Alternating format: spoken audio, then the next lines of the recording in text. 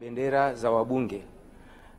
Kuna wabunge ambao tunatoka katika mikoa ambayo hatuwezi tukapeperusha bendera. Kwa mfano wabunge tunaotoka Dar es Salaam, na naamini hata tukiwepo Dodoma hatupeperushi bendera, na tukienda Zanzibar hatuwezi tukapeperusha bendera.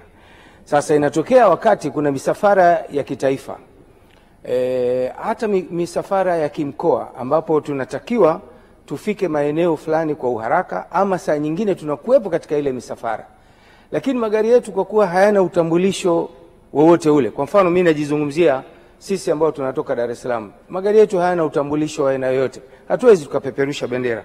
Tunajikuta katika ile orodha ya watu ambao wamo katika msafara, labda pengine gari lako linawekwa nyuma, kiasi kwamba wanaofikia pale mbele, hata ukiitwa mbunge njoo utoe salamu, ndio kwanza unatafuta sehemu ya kupaki.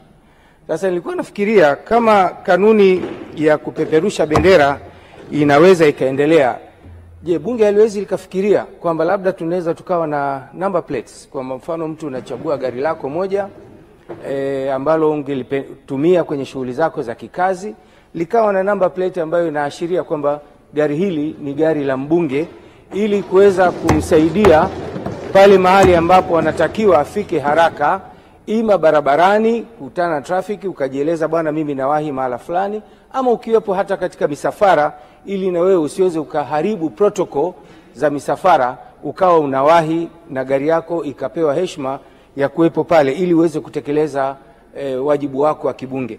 Mheshimiwa Spika, mimi nilikuwa na mawazo hayo mawili na